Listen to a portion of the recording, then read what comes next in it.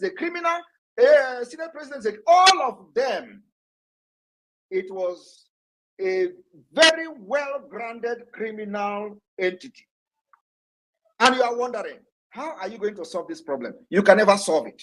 Nigeria can never, ever, ever be revived.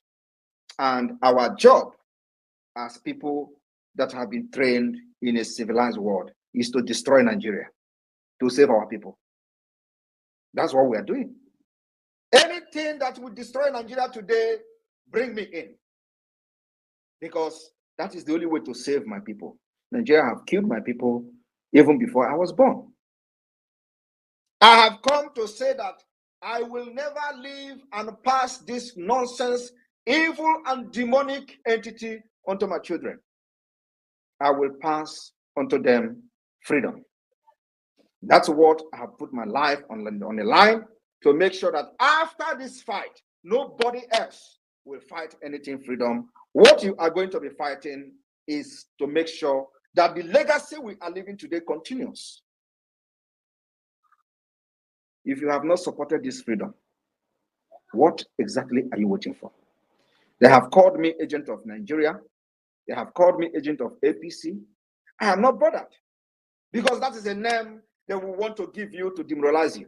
Even the so-called APC and the government will be laughing.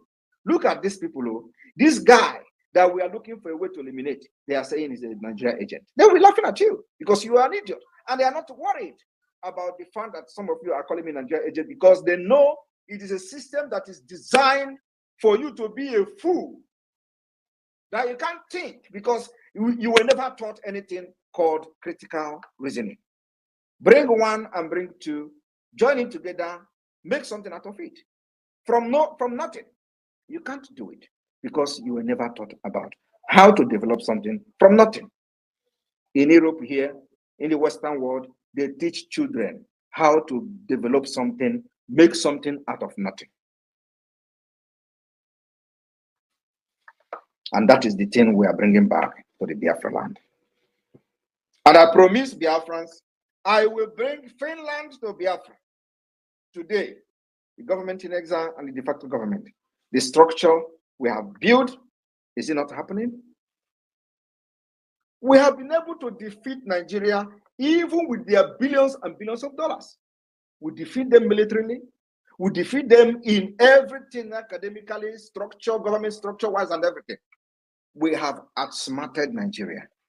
And because we are laying a very strong foundation that nothing can destroy. If you think that we are joking and you are yet to support Biafra freedom, wait till December 2nd. Everything we have done so far is in public. We are not hiding our roadmap to Biafra.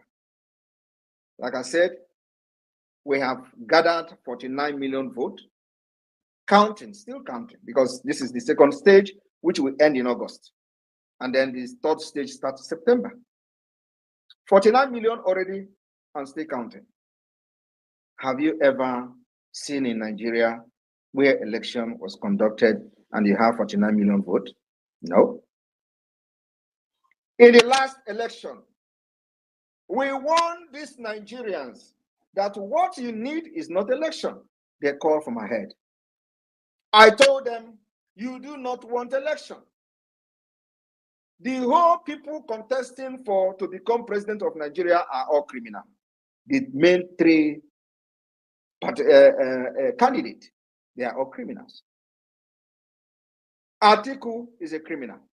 Atiku embezzled money, Nigeria money that should have built hospitals, schools. Even if you use the money to build hospitals, it is still going to crash because the foundation is faulty. Atiku took the money to America. He was indicted. He's a criminal. If it was in Europe or in London, United Kingdom, Atiku can never be allowed to contest the election. But in Nigeria, it is normal because it's a foundational problem. He contested, he bragged. Tinubu is a criminal. He was indicted in the United States for drug trafficking. Not only that, with other crimes that he has committed both in Nigeria and outside Nigeria. Today, they found him worthy to become a president. We warned against the election. Nobody listened. They signed petition against me. Today, the same people that signed petition want me to ask Biafran to protest. It's impossible. Peter Obi is also a criminal. While he was the governor of Anambra State, he has money, $50 million in offshore account. When he was asked, he said he was advised. Is that excuse in the court of law that you were advised? But as a governor, you are not supposed to have offshore account. What I'm telling you is a fact, and that makes him a criminal. Plus other ones we don't know about. So if Peter Obi was supposed to be in the United Kingdom, do you think, for those of you living in the United Kingdom, do you think with the money violating the law and the constitution of the United Kingdom by banking up to $15 million in offshore account, which he said he uses to service his business, do you think he will be coming out to contest election in the United Kingdom? The answer is no. So why is he contesting Nigeria? Because it is a foundational problem. You know, when we say it like this, I say, we don't like it. We will not like each other, especially those who are standing on the way of the success and the future we are trying to build for our generation. Those of us who come abroad to learn and want to bring back what we have learned. I did not just come to learn how system works. I have also come to learn how to become a beast to liberate my people. The country where I'm living, they fought like beasts against Russia. And the beast in them is called Sisu spirit. That is what I have possessed and possessed me. I don't know what you have in your own country where you reside, their history. Allow the history to pass through you and use that history to change your country where you come from. I have allowed the Sisu spirit of Finland to possess me and pass through me. Not only that, I have also allowed the system of Finland to possess me. That's why I am fighting tooth and nail. Putting my life online because they did also put their life online fighting against Russia to become what they are today. What I'm doing today is not against any law. You can't kill my people for many years and nobody does anything about it. Today we are killing you back without remorse. If you have the power to kill us first, do it. But if you are in Biafra land as a military, terrorist army and police, you will go down. I am telling you, if you don't go down today, you go down tomorrow. Even though they are not reporting it. We will continue to eliminate all of you to protect our women and children. You have killed them enough. So we told them that election is not what they need. What they need is a referendum so that the people who have come to see light will choose their way, how they want to live their own life. You cannot be deciding for me. You cannot be telling me I must live with you when Akpabio is a criminal and become a Senate president. And I must come and see Akpabio, whom I know very well, that even in the worst country in the West, he can never be a councillor. I will look at all these things, I will swallow it. Allows people who do not know what future is all about to decide the future of my own children and my generation. That is impossible. Today, if they stand on our way, they will go down. You don't know what is coming. As you are looking at me, I have seen comments on social media that you are a heartless man. That is an understatement. I have no heart. And that is exactly what Nigeria needs. And you are going to see more of me. When Mazi Nnamdi Kanu was captured, I told you people that a time will come when you are going to know who Simon Ekpa is. We have not even gotten there. Wait, after the declaration. After December 2nd, you will see madness in the highest order. I welcome every one of you. I thank you, Biafrans, for believing in me and following my instruction. And today you see I have saved your lives. Many lives have been saved, even though they will still come from the backyard to kill you. But of course, not all of you will die. We will defend you as many as we can. The remaining people that make it alive will enjoy Biafra and enjoy freedom. Freedom must come. I welcome all of you. The media team take over from here. I will take questions.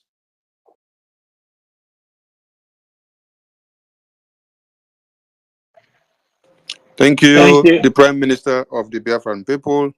You've said it all, and here now we would bring up Biafrans to ask some questions to clear their doubts. And before then, Mazi Success, over to you, my second co-host. Okay, thank you, Mazi Sani, and good evening. Good evening, Prime Minister, and good evening, fellow Biafran, wherever you are spacing from across the globe. Today is the second day of August, which marks the end of this very um, sit at home that have exposed Nigeria to its core. And I want to congratulate Biafrans for making it. And let me state that we started the sit at home in IPOB on 23rd of September in the year 2016. And what gave birth to IPOB sitting at home was the killings of Biafrans whenever they go out to protest for the release of our leader, Maznam Dekano, during his first incarceration in Abuja. I think I'm coming out clear. Yes, you're coming out So, clear, success. the deputy leader, okay, the deputy leader of indigenous people of Biafra, Mazi Chemofo, issued a sit at home on the 23rd of September 2016, and it was glorious. And second that followed it was on May 30th, 2017, by then Onyedo has been released, and it was superb. And from there we picked up the sit at home. So when our prime minister ordered for a sit at home, don't think he manufactured that from the moon. And don't blame him. Maybe he's strangulating the economy. He's making people suffer. Those who have agitated before him have done it, and there was no blame apportioned to them. So why do you blame our prime minister? I'm talking to the Fulanis and to the Afonjas because as of Biafrans, they are not complaining. And yesterday, he, through the spirit of Biafra and Chukwuka Biama, did not even put sit at home. He lifted the sit at home yesterday just to see, test the spirit of Biafra. And it works very, very excellent. Owerri was under complete lockdown. Aba was under complete lockdown. Which other city that followed? Owerri, Aba, Enugu was under complete lockdown. Then Abakaliki was under complete lockdown. Anambra, part of Anambra had a partial movement, and the city of Onitsha was complete lockdown. In so also to other parts who have not been observing this, stores were not open. It is because the spirit has taken over. And I'm telling you, from the day we hosted flag until the day of a Finland convention, the next spirit that came down was yesterday. And I'm proud of my prime minister. I would say, Prime Minister, your work is great and we appreciate it. So please follow Prime Minister, follow every of his advice, every of his directive. He know how to deal with these terrorists and he's dealing with them and does not have help. And he'll continue to deal with them until they exist no more.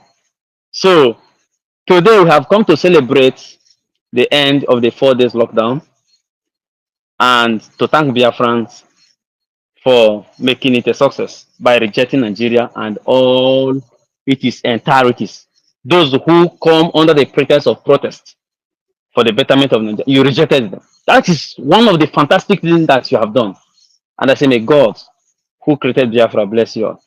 Thank you, Prime Minister. I think you should bring our Minister of Information back, please, because, you know, when you're hosting space, network is not always favorable with me.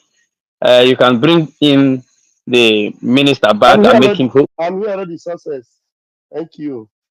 Mazi Sani is there and he's also a speaker.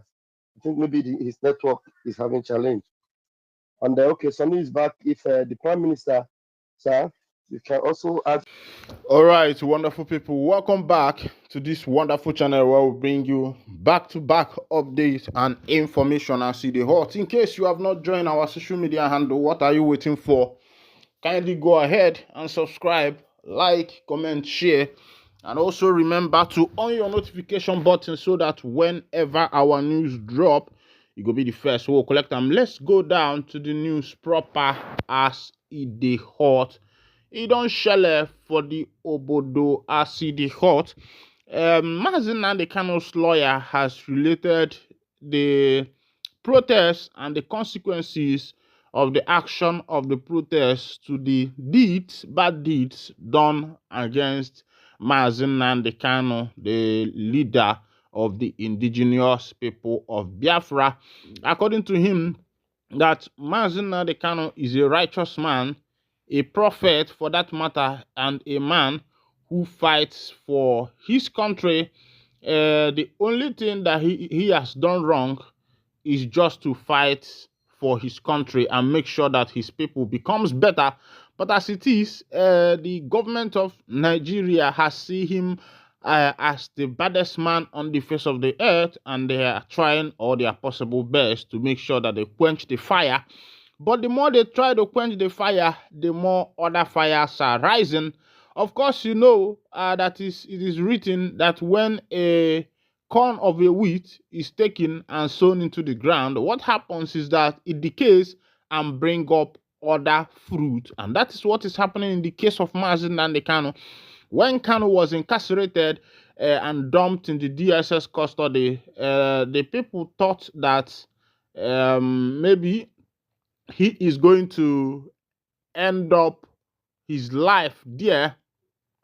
But as it is, other people are rising, other of his followers are rising, becoming better, stronger even than him, and becoming more patriotic and partisan more than Mazi Nnamdi Kanu. Meanwhile, let's go down to the full detail of the information.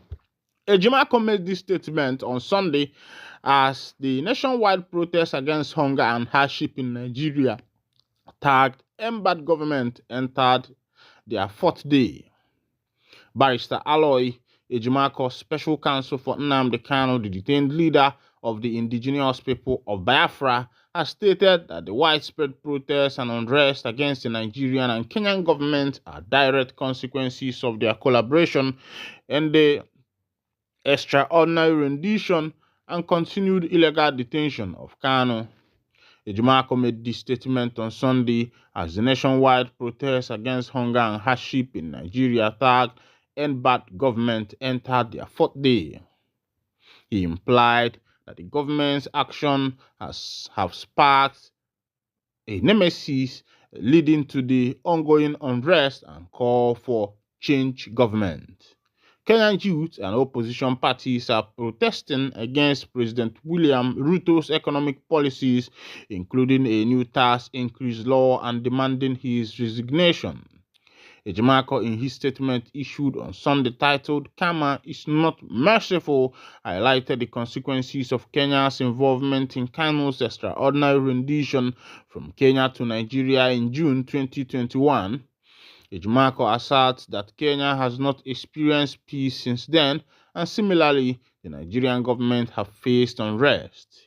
He notes that every administration or individual involved in Kanu's rendition has either left office in disgrace or faces resistance from their citizens.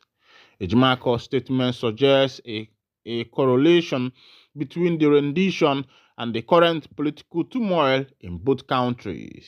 He said every regime or person that had a hand in the extraordinary rendition of Mazi Nnamdi Kanu either left office in disgrace or was sacked or facing resistance from his people. For example, Kenya has never known peace since it rubbished its sovereignty and allowed Nigeria to criminally kidnap Nnamdi Kanu from Kenya. Since then, Kenya has murdered sleep and is still struggling to recover. And Uhuru Kenyatta may as yet have a date with the ICC. The United Kingdom, under Prime Minister Boris Johnson, that covertly sanctioned the kidnap of our own citizens, saw Johnson being disgraced out of office. In the same vein, the Conservative Party lost general election to the Labour Party. The Labour Party has stood the path of the Conservative Party, and today their country is in turmoil. Nigeria, the Buhari regime that financed the rendition of MNK from Kenya, is on record as the worst government in the history of Nigeria, that the regime will forever live in the infancy for imposing intolerable levels of hardship and injustice which Nigerians are struggling to overcome. President Tinubu, like his British counterpart Keir Starmer, has declined to release MNK, and surprise, citizens are on the street of Nigeria protesting in droves. The future remains ominous. The Bible says, "Touch not my anointed, and do my prophet no harm." Heaven taking vengeance on those that kidnapped MNK and have refused to right their wrong against him. God in heaven for real, and karma is not merciful.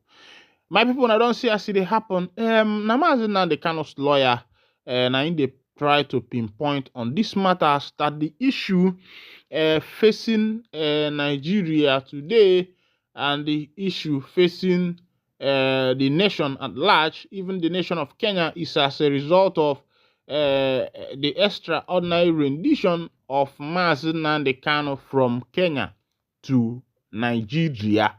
And looking at that fact, there is atom of truth in that, because the three government mercenaries that had involved themselves in Mazi Nnamdi Kanu's extraordinary rendition have not had peace up until now. There has not been any peace for all these governments. Go to Kenya and see what is happening there in Kenya. You saw how Boris Johnson also was removed from the office, and come to Nigeria and see the impitimpi where they were for that place. And this will tell you that there is connection. Because as the same time protest is going on in in Kenya, the same time Nigerians have also organized their own protests, and they want to make sure that the government of Bola Ahmed Tinubu is removed from office. According to the Nigerians, they are not being fed well. Breaking hours after Tinubu's nationwide broadcast use of Russian flag by Nigerian protesters in Kano keep spreading. Nigerians in Kano have decided to lift up the Russian flag, and we are yet to understand what that signifies and why Nigerians are lifting up the Russian flag. Hours after President Tinubu's nationwide broadcast, some Nigerians were seen in Kano waving Russian flag amid the nationwide end bad government protests calling for an end to economic hardship. The protest has largely been marred by violence, looting, and destruction of properties and private properties in the northern part of the country. At least 14 people have been reportedly dead. Organizers have labeled the nationwide demonstration as 10 days of rage. In Kano, northern Nigerians, commercial nerve center, pictures on social media showed protesters waving Russian flag as they marched through the city. The video were taken on Sunday, the fourth day of the protesters. Also on Sunday, hundreds of mostly underage youth took the streets of Kano, urging Russian President Vladimir Putin to intervene in Nigeria. Demonstrators expressed a desperate and urgent need for change, saying the current situation in the is unsuitable, noting that they would rather risk death from violence that continue to suffer from hunger and deprivation. Meanwhile, I think it is high time the government of Bola Ahmed Tinubu look into what is actually happening in Nigeria now. I don't think it's a time for the Nigerian politicians to give a stiff ear or a hardening ear to what is actually happening, because looking at the looking at the way things are going, I think Nigerians should better off look into this matter, because as you can see, things are changing. Things are changing. Things are changing. The citizens have decided that what is happening in this nation, they are no more part of it, and they believe that the best thing is to have a new government. The best thing is to you can see, as the citizens are calling on the Russian government to come and help them, to come and intervene to make sure that normalcy is being restored. And the question is, let them not allow some people to hijack this particular protest, because when this protest is hijacked, I'm telling you, it is not going to be easy. So I think this is not even the time for the government to start, hiding their face, making sure that nothing happens. I think it's time the government comes out and do what is right, before what is happening in Haiti will repeat itself in this nation called Nigeria. Meanwhile, this is where I'll be winding down the curtain. And if this is your first time of joining us on this wonderful channel, kindly go ahead and subscribe, like, comment, and share.